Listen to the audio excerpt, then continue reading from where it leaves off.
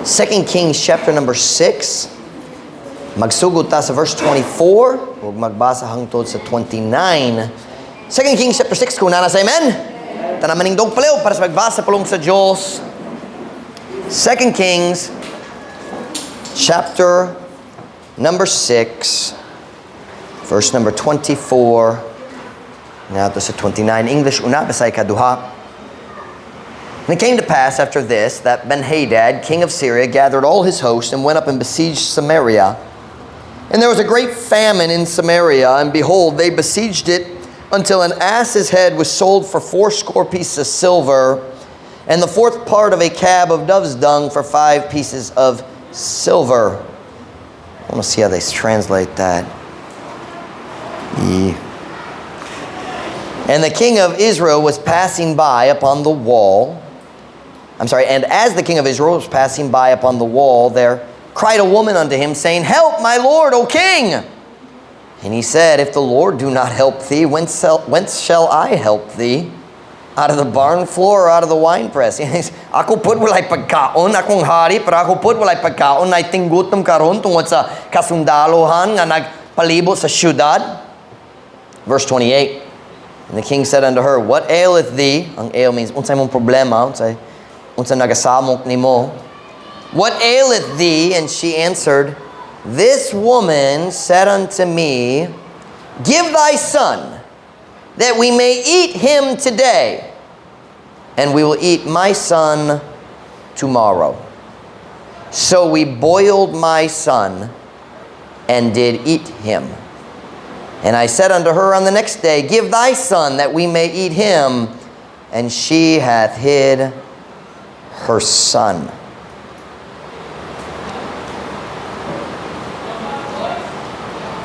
It is amazing what people will do when they are hungry.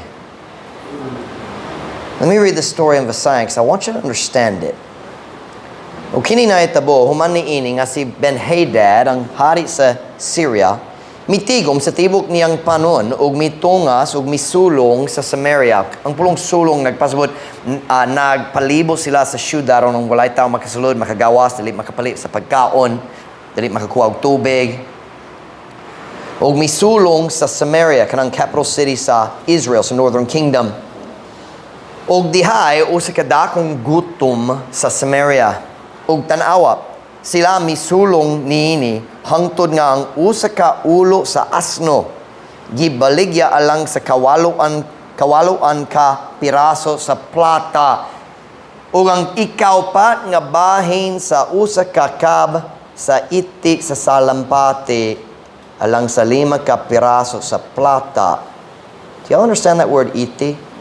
That's tae, isn't it? They were eating bird poop. Kana ang kahimtang nila nining situation, nagkaon sila sa itig ikan sa mga langgam. Padayon ta. I'm sorry. Ug samtang ang hari sa Israel nagaagi ibabaw sa paril, dihay misingi nga us ka babae nga kaniya nga nagiingon, tabang ako nga galon o hari. Ug siya miingon, kung ang Ginoo wala nagtabang kanimo, gikan sa unsa man ako mo tabang kanimo, gikan sa bodega or gikan sa pigsaanan og paras. Ug ang hari miingon nga to kaniya, unsang nagasamok kanimo? Ug siya mitubag, kini nga babae miingon nga ri kanako, ihatag ang imong lalaki na anak aron kita mo kaon kaniya karong adlaw. O kita mo kaon sa akong lalaki na anak, ugma busa among gipabukalan ang akong lalaki na anak ug mikaon kaniya. Ug ako miingon nga to kaniya sa pagkasunod nga adlaw, ihatag ang imong lalaki na anak aron kita mo kaon kaniya ug iyang gitaguan ang iyang lalaki nga anak. It's a very gross story. Luod man. Title of my message, it won't make sense when I first announce it, but later in the message, masabtan na ninyo. Title of my message today is, let me make sure I get it correct, Sowing Among Thorns. nagapugas diya sa katunukan. You say, Pastor Mike, unsay laban niya na sa story. Unya lang masabtan ninyo. Sowing among thorns. Magampo na ta? Ayun ko mo makalingkod para sa mensahe karong buntag. Then, Father, thank you for the truth of the message this morning. Now, Lord, would you please help me to make it very, very clear? Would you fill me with your spirit as I preach? Would you empower me? God, would you keep my mind clear? Help my Visayan to be exactly what's needed. Holy Spirit of God, most of all, would you please fill me and use me? God, I cannot preach without your help. You know that. Please, God, help me right now. Fill me with your spirit. Bless the preaching. We need you. Help us to make good decisions. Pray in Jesus' name. Amen. Pwede ka mo maglingkod. Sa atong teksto karon buntag, nakitaan na to ang usa sa pinakaluod ng mga istorya sa tibok Biblia. Nining panahon na diha sa kingharian sa Israel, ang northern kingdom of Israel, na bahin-bahin na ang nasod sa Israel, na southern kingdom of Judah, o na northern kingdom of Israel. Nining panahon na ang pinakadakong kaaway sa northern kingdom sa Israel, maong ilang silingan nga nasod nga gitawag Syria. O Syria us kagamhanan nga kaaway batok sa Israel. Nining nga panahon sa story, patay na ang daotang hari nga gitawag Ahab. Patay na siya. O ang iyang anak nga si Jehoram, naghari na puli sa iyang amahan. Can you write that on the board for me, Gillette? Jehoram. Jehoram. Give it to me on this side of the board over here, Lex. We're going to do Jeroboam later to make a difference. Jeroh. I forgot how to spell it. Jehoram with an A-M, diba? Very good. So, nining as panahon sa story, ang hari nga gihiskot sa atong teksto, iyangalan si Jehoram. Wala gihiskot yung ngalan, but if you go back a few chapters, you find out siya man ang hari nining panahon na. Si Jehoram, ang anak ni Ahab. Can you put Ahab's name above Jehoram for me, Let? Si Ahab, ang pinakadaot ng hari sa tibok kasasayan sa Israel hangtod niya ng panahon na. Ug sa dihang si Ahab namatay na, ang anak si Jehoram nahimo ng hari. O ang Biblia nagyon, dali siya dautan sama sa iyang papa. Pero dali siya matarong pod. Wala siya naghimo sa tanan kadautan ni Ahab, pero layo gyud siya gikan sa pagkamatarong. Ang Diyos nagpaila-ila kanato ngato ni Jehoram diya sa 2 Kings chapter 3. Go with me to 2 Kings chapter 3. Aron magkaila ta nining hari nga si Jehoram.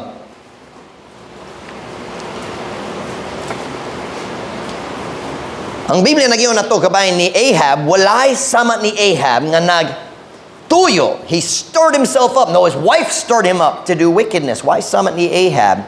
Pero tanawon sa atong nakitaan kabayan ni Jehoram. 2 Kings 3:1. Kung nana sa amen. Now Jehoram, the son of Ahab, began to reign over Israel in Samaria, kanang capital city, the 18th year of Jehoshaphat, king of Judah, and reigned 12 years. So naghari siya 12 katuig lang. And he wrought evil in the sight of the Lord. Ang pulong wrought, nagpaswat, nagbuha. Let's see if they translate. Yep, mibuha. He wrought evil in the sight of the Lord, but not like his father and like his mother. Ang asawa ni Ahab mao si Jezebel. Murag ang pinakadakong rayna sa tibok panahon, tibok kasasayan sa Israel. But not like his father and like his mother, for he, see Jehoram, he put away the image of Baal that his father had made. Nevertheless, he cleaved unto the sins of Jeroboam, the son of Nebat, which made Israel to sin. He departed not therefrom. Give me Jeroboam over on the left side of the board. Kay siya nasa earlier panahon. Jeroboam, yep, right there. Basaya, samtang siya magsulap. Karon si Jehoram, ang lalaki na anak ni Ahab, misugod sa paghari, ibabaw sa Israel, dito sa Samaria, sa ikanapulo ug 8 katuig ni Jehoshaphat, hari sa Judah. Og mihari og napulo og 2 katuig. ug siya, si Jehoram, mibuha og dawtan diya sa pananaw sa Ginoo, apan dili sama sa iyang amahan ug sama sa iyang inahan. Kay iyang gisalikway ang imahen ni Baal nga gihimo sa iyang amahan. Apan, bisan pa niya na siya minunot. The word minunot is naghawid gyapon. To follow after gyapon. Siya minunot ngato sa mga sala ni Jeroboam, ang lalaki na anak ni Nebat, nga mihimo sa Israel sa pagpakasala. Siya wala mibiya kikan ni ini. So unsa atong nakita andere? Patay na gyud si Ahab, ang pinakadawtang hari sa tanan panahon. Iyang anak nga si Jehoram mahimo ng hari, pero dali siya ganahan mahimong dawtang sama sa iyang amahan, kay nakakita siya sa resulta niya na. So nagsalikway siya sa uban, sa pinakaluod ng mga sala sa iyang papa, pero naghawid, can I have the marker? Naghawid siya, it doesn't matter. Naghawid siya gihapon, This is permanent? Oh, we'll erase it later, it's fine. Naghawid siya gihapon sa mga daan na andan, gikan sa panahon ni Jeroboam. Si Jeroboam ang unang hari sa Northern Kingdom of Israel. Sa dihang nabahin ang nasod sa Israel, first three kings, Saul, David, Solomon. Dayon human sa kamatayon ni Solomon, si Rehoboam nahimong hari og nasuko ang nasod sa Israel, nagbahin na civil war, nabahin na 10 tribes, nagpilit ni Jeroboam, og 2 tribes nagpabilin uban ni Rehoboam ang kaliwa ni David. So Jeroboam siyang unang hari sa Northern Kingdom of Israel. O ang Biblia kanunay mutawag kaniya ang Jeroboam, the man that caused Israel to sin. Now, there's something very important we need to understand about the story we read today. Dili si Jeroboam lang ang dawtang niya sa iyang panahon. Siya naghimo sa uban nga nakasala pod. Siyang pangulo. So there's a truth we need to understand when we read the history of the Bible. Let me follow my notes so I don't get confused here.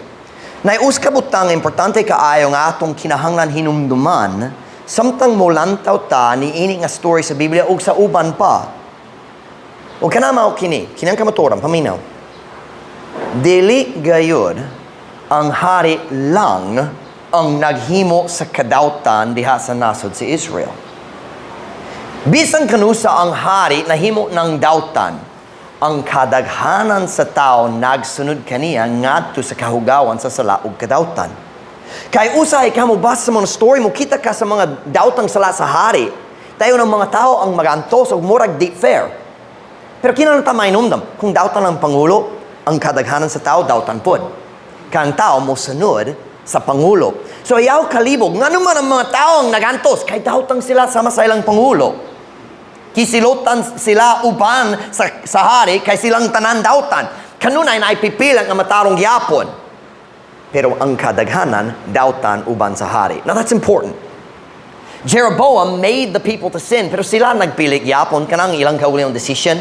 Dayon sa panahon ni Jehoram, na dakong pagantos, dakong tinggot ang mga tao nagkaon sa ilang kauliang mga anak. But we gotta remember, ang mga tao po dawtan sama sa hari.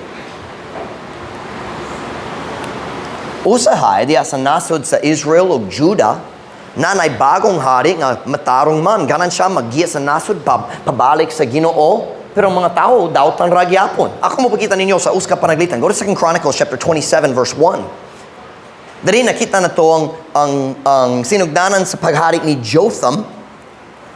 Kung wala ka kailan ni Jotham, mayaw kabalaka, panaglitan ra. 2 Chronicles chapter 27 verse 1.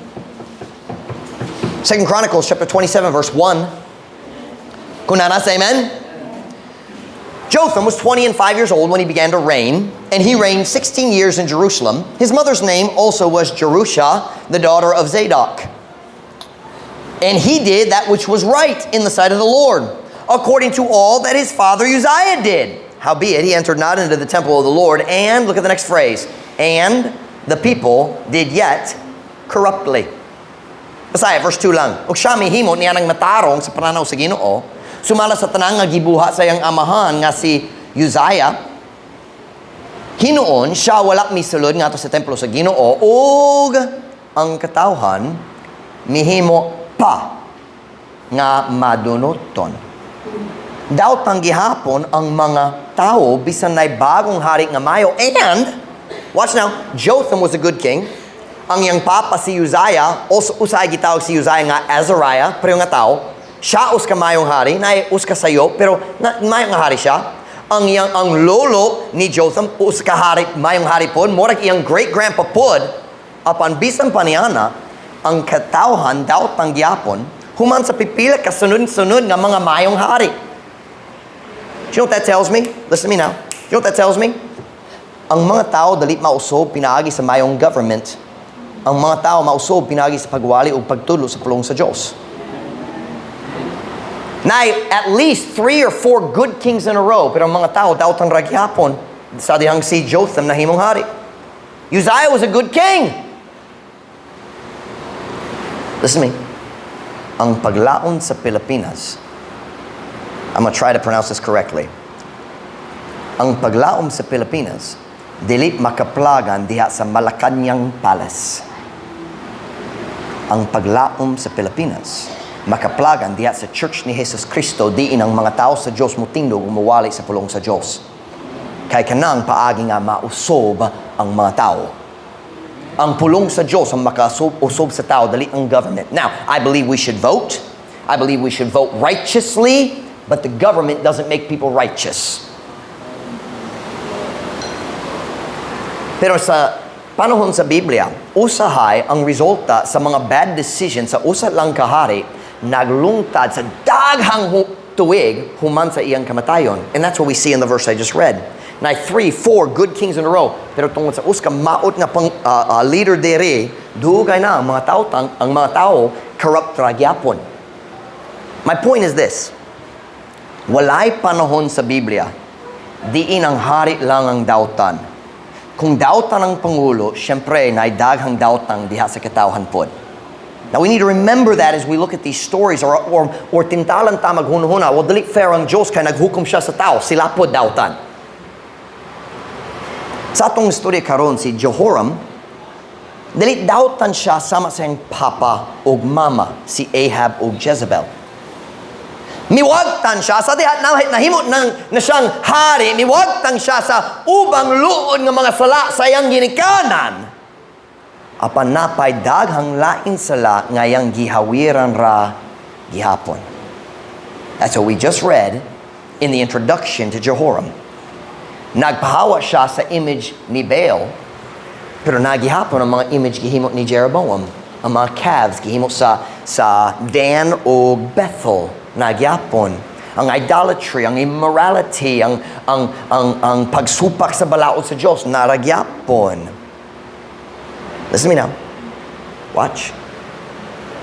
Nagwagtang siya sa mga sala nga luod alang kaniya. Apan naghawid siya sa mga sala nga para niya dili dako kayo.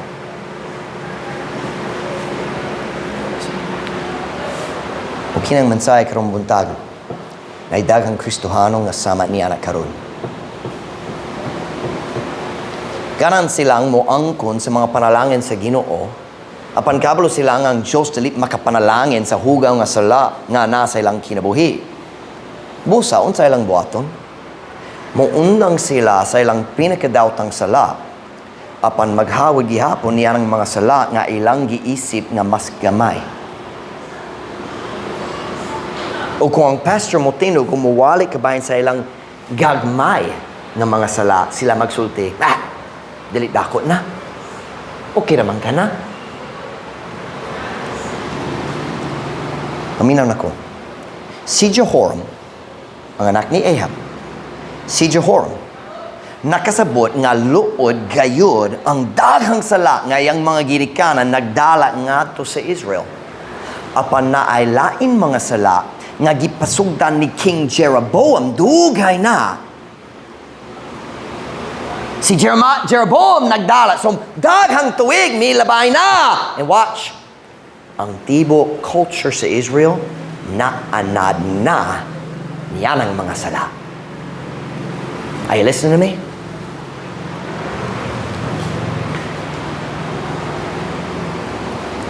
Kanang mga sala ni Jeroboam, nahimo nang ang mga naandan sa tibok ging harian diya sa panahon ni Jehoram. Does that make sense? Kanang mga sala nga gipasugdan ni Jeroboam, gidawat na sa tibok nasod. Watch now, listen to the statement. Kana man ang bahin na lang sa ilang culture.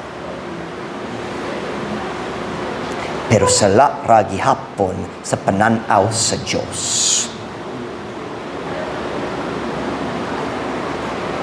Busa, unsa gibuhat ni Jehoram?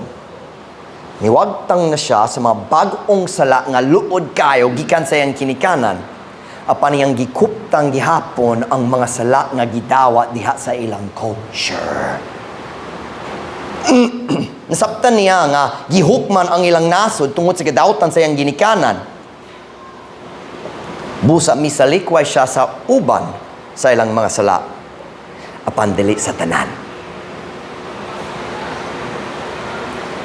Kanang mga sala nga iyang paborito, kanang mga sala nga iyang naandan, kana iyang gihawiran gihapon.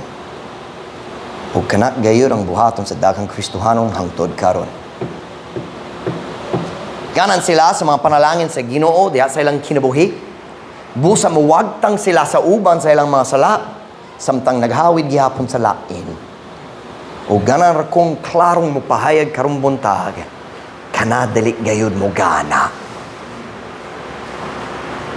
You will never claim God's blessings by surrendering some of your sins. Ang uban itugyan ako. Dagang Kristohanon kana ang tinuod. Dali ang ngay mo kanta, ang tanan itugyan ako ngadto ni Jesus Kristo. Gawa sa akong mga favorite, kana kikuptan pa ko. I'm saying today, kanadalik gayud mo gana. Kung ganan ka sa mga panalangin, sa Ginoo sa imong kinabuhi, dali mo gana kung muwagtang sa uban nga, oh, luod yun na, dali na kumahimo, kabalo ko sayop, yun na, dali na kumahimo ni Ana, pero kini okay pa man. That doesn't work. Turn with me to Jeremiah chapter 4, verse 1. Jeremiah chapter 4, verse 1.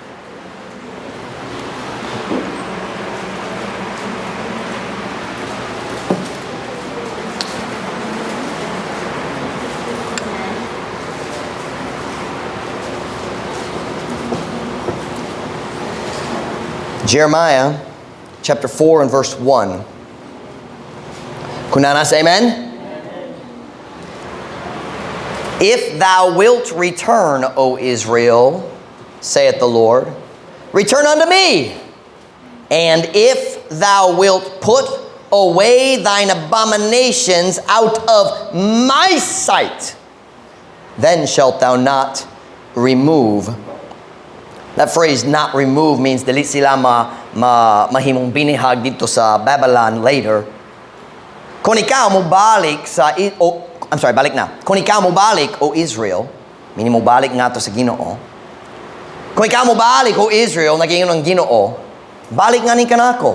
O kung ikaw mo salikway sa imong mga dulumtanan, gikan sa akong pananaw, nan, or busa, ikaw dili mabalhin, dili kamo mahimong mga prisoners, mga binihag dito sa Babylon. I won't judge Jerusalem. But I want you to notice something here. Ang unang lakang sa pagduo sa Ginoo o sa pagbalik sa Ginoo, ang unang lakang sa pagduo sa Ginoo, maong pagsalikway sa mga butang nga luod man alang kaniya, dili alang kanimo.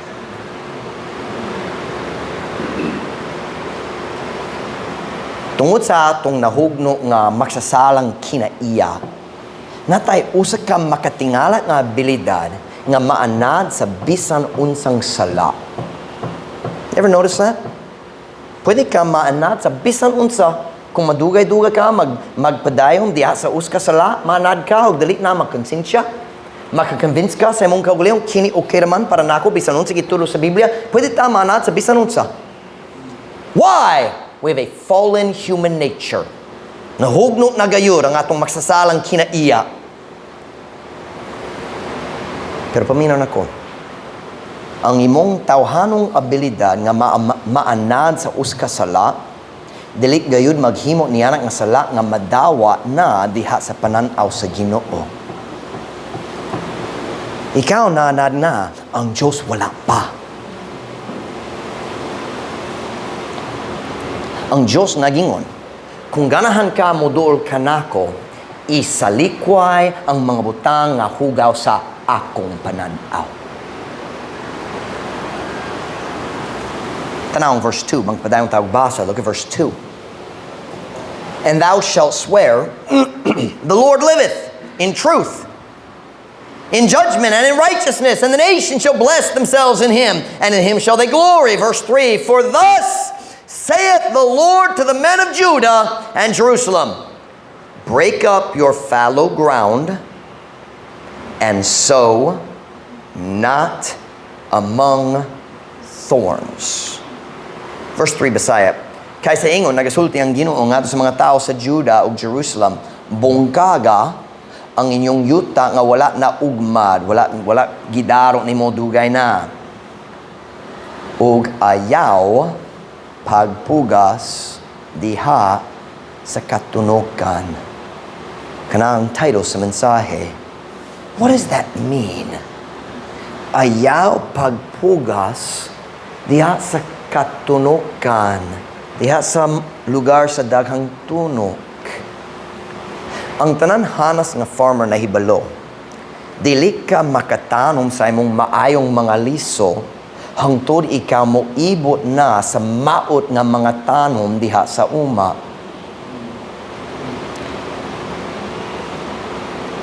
Si Jesus, nag-study kabayan niini diha sa iyang sambingay, kabayan sa magpupugas. Nainom mo the parable of the sower. Let's look at it. Mark chapter 4, verse 18. Jesus gives us an illustration about this. Talking about thorns. Thorny weeds. Ang maot nga mga tanong nga mupugong sa mayong mga tanom. Ang maot nga tanong nga magpugong sa mabungahon ng mga tanom diya sa imong farm. Mark chapter 4 verse 18. Kung nasa amen? And these are they which are sown among thorns. Si Jesus nagpasabot sa iyang sambingay diri sa iyang parable.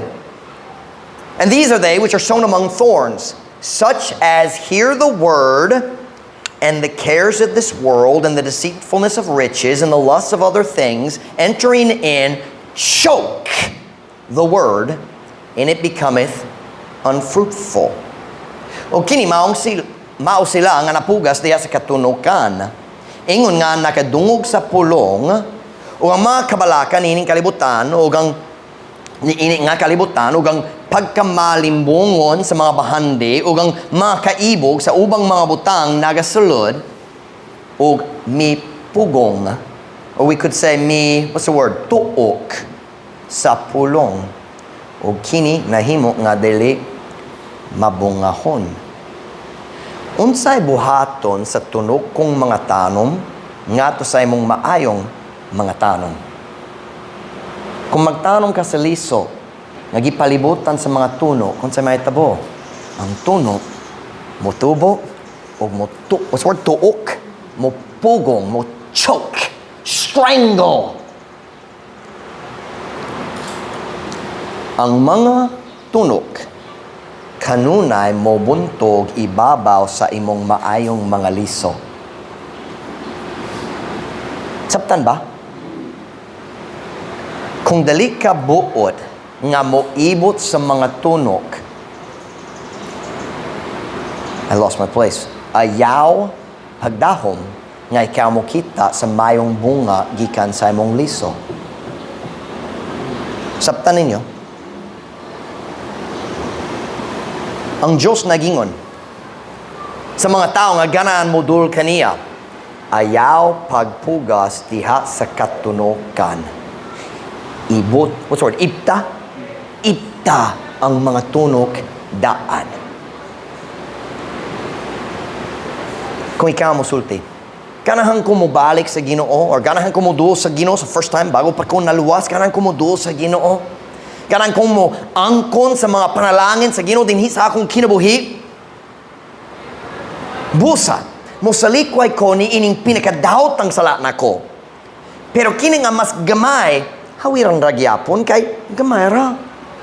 Ang Diyos nakasabot. You ever heard somebody say that? Ang Diyos nakasabot. Ikaw nagpugas diha sa mga tunok ug kana dali gayud mo gana. Kung ganahan ka sa mayong bunga, gikan sa imong mayong mga liso, ibta ang mga tunok. Dili ang pinakaluora. Dili ang pinakadautan sa imong papara. Ang tanang nga naanad nimo diya sa imong culture. Naanad ka diya sa imong culture. Usahay ang Pilipino naghuno-huno, Pastor Mike, kini man ang among culture dere. Pero kung ang culture magsupak sa pulong sa Diyos, usba ang culture.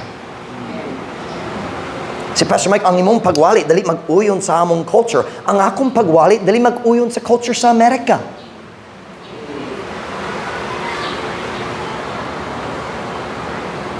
Tungod ang pulong sa Diyos. Ang culture sa tao kanunay magsupak sa pulong sa Diyos.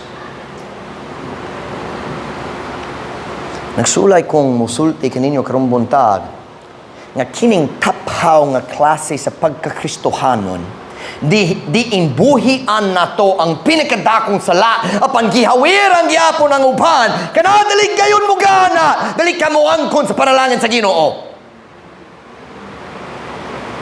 Nagpugos ka og mayong liso. I'm making some good decisions. Magsimba ko, magbasa sa Biblia, pero maghawid yapon ko niini. Nagpugas ka og maayong liso diha sa katunukan. Ug ang mga tunok kanunay mo buntog sa maayong mga liso. Kana man ang gihimo ni Jehoram. Kisalikwa niya ang pinakaluod nga mga sala sa iyang ginikanan. Apan naghawid yapon siya niya ng mga sala nga iyang giisip nga gamayra. Nagpugas siya diha sa katunukan. Ug unsa bang resulta niya nga decision? Niabot ba ang panalangin sa Ginoo sa iyang nasod? Wala, di ba? Wala. Pasindili. I don't know which one. No! Wala! Unsa ang resulta? Usa ka tinggutom diin ang iyang mga sakop nagsugod og kaon sa ilang kaugalingong mga anak. Sowing among thorns doesn't work. Jesus says, I want full surrender. Ako musulti ni mo sa rason daghang Kristohanon dili makaangkon sa panalangin sa Ginoo. Taphaw ang ilang pagkakristohanon.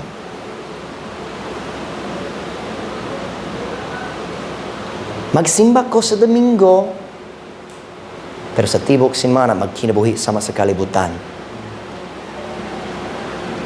Ang Diyos nakasabot, nakasabot siya na ikaw nagsupak sa iyang sugo. Nakasabot pero dili mo dawat. O ikaw ang nagtuli sa imong kaugalingon sa mga panalangin sa Ginoo. Pero nagtanom ko sa mayong liso, pero wala pa nag-ibo sa mga tunok. O nag-ibo sa uban, kinahanglan mong ibo sa tanan. Ang tanan, itugyan nako. Go back with me to the story up in the Tahuman, 2 Kings chapter 6, verse 28. Kini nga babae, nagtawag nga to sa hari, tabangi ko! 2 Kings chapter 6, verse 28. 2 Kings chapter 6, verse 28. Kunanas, amen? And the king said unto her, what aileth thee? And she answered, this woman said unto me, give thy son, that we may eat him today, and we will eat my son tomorrow. So we boiled my son, and did eat him. And I said unto her on the next day, give thy son, that we may eat him. And she hath hid her son. Katingalahan. I mean, their kids were so skinny. Ang ilang anak, niwang yun. Paigo para sa usa ka adlaw ra ang ilang unod. Si Pastor Mike, luod. Oh, luod yun! Busa among gipabukalan ang akong lalaking anak ug mikaon kaniya. Ug ako maingon nga to kaniya sa pagkasunod nga adlaw, ihatag ang imong lalaking anak. Aron kita mo kaon kaniya ug iyang gitaguan ang iyang lalaking anak. One day, ang decision ni Jehoram sa pagwagtang sa uban sa sala sa iyang kinikanan, wala nagdala sa mga panalangin sa Ginoo sa iyang kinabuhi.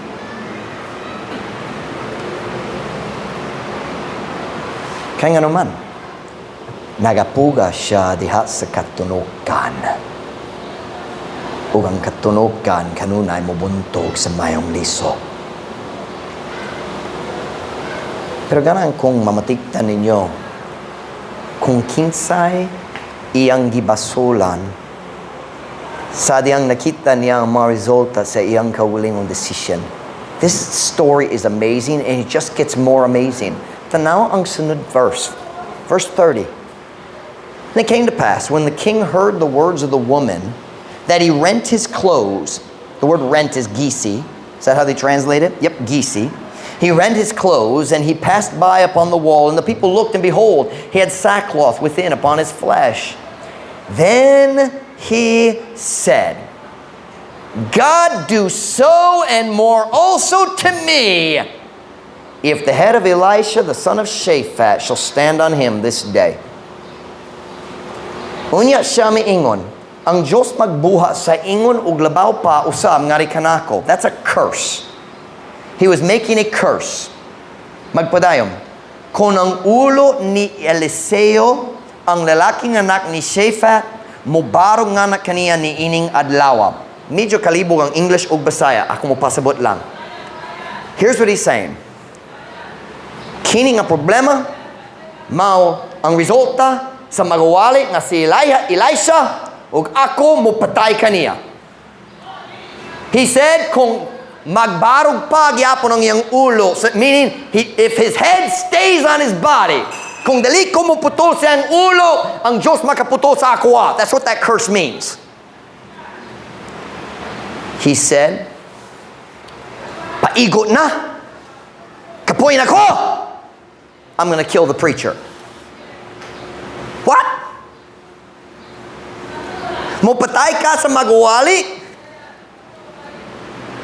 Tungod niabot na ang resulta sa imong kaugalingong decision?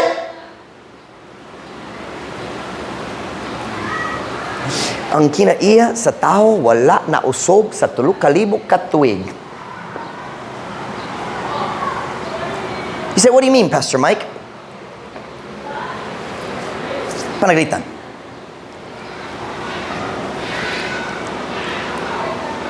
I lost my place in my notes. Hang on. Panaglitan.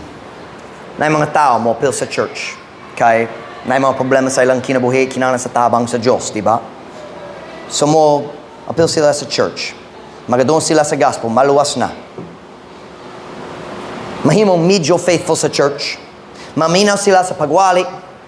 O magsugod sila og subay sa paggiya, sa pagwali, sa tambag sa pastor.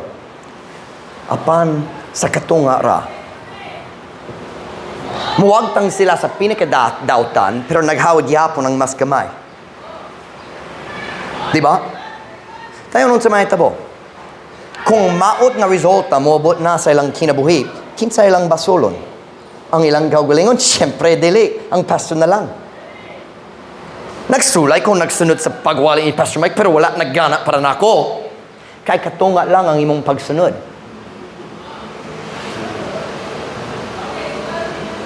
Si Gladys, nahigugma siya sa pagluto o nalipay ko kabay niya na. Pero kung si Gladys magdol ni mo, musulti, Ma'am Far, nakoy nindog nga bagong recipe, kinahanglan ka magsulay nini, lamig yun siya. O siya mahati ni mo sa recipe. Uy, ka maglantaw sa recipe. Uy, mahal yun na, di ko. Uy, di ko ganahan niya na, di ko. Mag-adjust, mag-substitute. Tayo magluto na, magtila. Lord! Gladys, unsay problema ni ikaw na iyong alamig ni! Unsay ang tubag? Wala ka nagsubay sa akong pagdiha. Kinsang nasayop, ang recipe o ang tigsunod? Nga wala sunod, nagsunod. Am I making sense to you? Mga Kristohano, maghimo niya na, magapil sa church sa manini.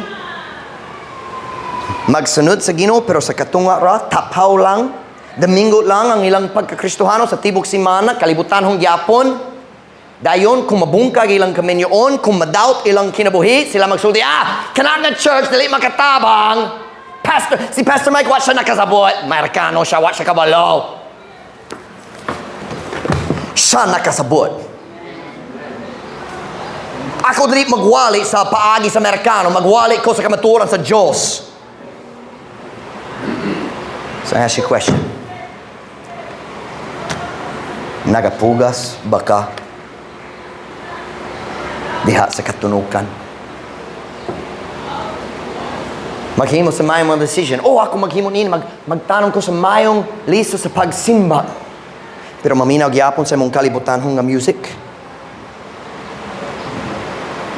Maglantaw gyapon sa imong hugaw nga mga salida.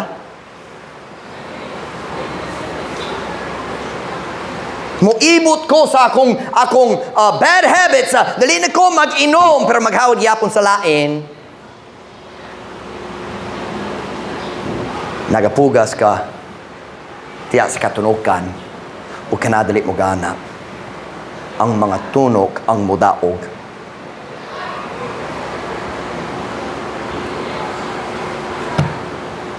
Ang pagpasidaan sa Diyos naglanog yapon lukop sa katuwigan, ayaw pagpugas diha sa katunukan. So pangutana, unsay gamay nga sala nga gihawiran gihapon nimo? Sa uban ninyo kanamaw imong barkada, nagsalikway ka sa mga bisyo sa imong barkada pero wala nagsalikway sa imong barkada, mobalik pod ka sa imong bisyo. Maglaag-laag gihapon uban sa imong barkada, you're sowing among thorns, mobalik ka sa kalibutan, madunot imong kinabuhi, madaot. Nabay tunok kinahanglan ibton nimo. Nay gamay nga sala, gamay ra. Ibta na. On every head bowed, every eye closed.